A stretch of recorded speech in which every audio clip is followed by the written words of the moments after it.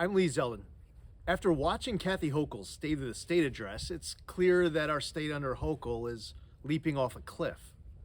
During last year's campaign for governor, we offered a new vision for the Empire State, one that would restore law and order, reverse decades of economic decline, and finally break the corrupt culture that has infected Albany for too long.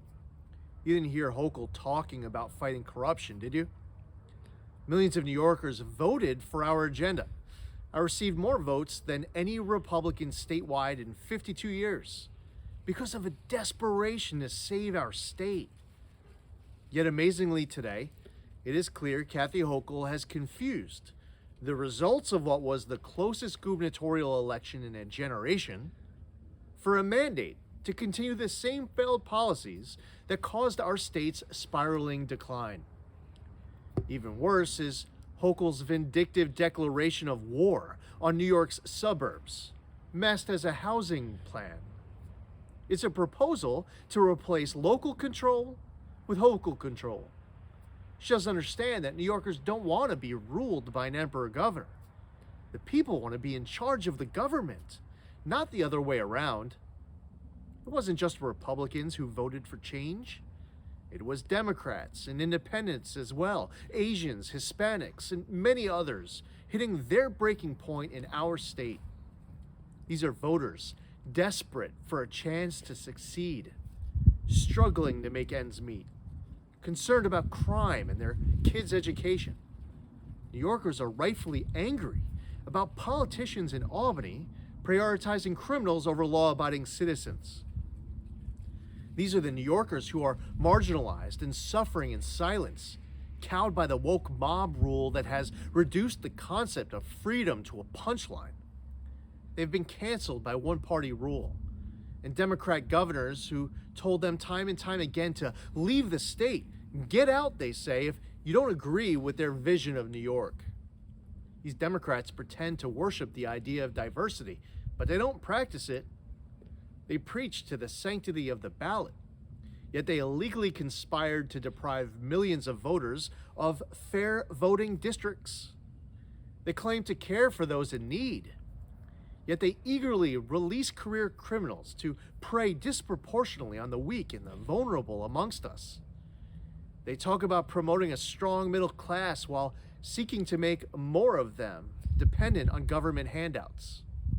This has all led to a historic outmigration from our state that is destroying communities, neighborhoods, and families. Those who can leave have left or are packing as we speak, and nothing that they heard today from Kathy Hochul is going to change their mind. Our world is shrinking every day. In the past nearly 3 years of COVID has reinforced the viability and the desirability of remote work, continuing to chase out millionaires and lower income earners to head for the exits.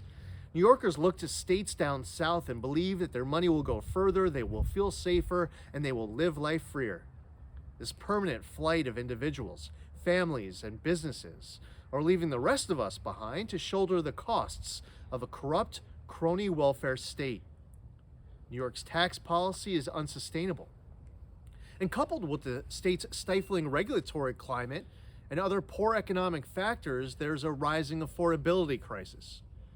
The answer surely shouldn't be to take more of your hard-earned money to give it to other people. The well is drying up for many who are deciding enough is enough. And when you boil it all down, that is the essence of the Hochul Democrat vision for New York. The same is true of the business community. Albany's pitch for a business to move to New York isn't based on a great business climate, low taxes, a friendly regulatory environment, and pro-business state agencies. No. Instead, we've reached a point that Albany's pitch is to offer one-off bribes to try to make up for having one of the worst business climates in the history of our country. The tax burden is crushing, and the regulatory environment is oppressive. And so the bribes get bigger every year on every deal. This isn't rhetoric. New Yorkers are the highest taxed in America, and our business climate is consistently ranked as one of the worst in America. Kathy Hochul's budget and financing plan for New York, which breathtakingly features her special interest in pay-to-play corruption is a model that will eventually collapse. New Yorkers are going to be left holding the bag. Hochul's State of the State address was another small swing and a big miss. Here are 10 of the dozens of items I would have been sure to feature if delivering this speech today for Hochul. 1, term limits. No statewide elected official should serve longer than 2 terms of 4 years each. 2, declare a crime state of emergency and suspend cashless bail, raise the age, less is more, the HALT Act, and recent discovery law changes. Lift the cap on charter schools. Give judges discretion to weigh dangerousness when setting bail. Reverse the state's ban on the safe extraction of natural gas.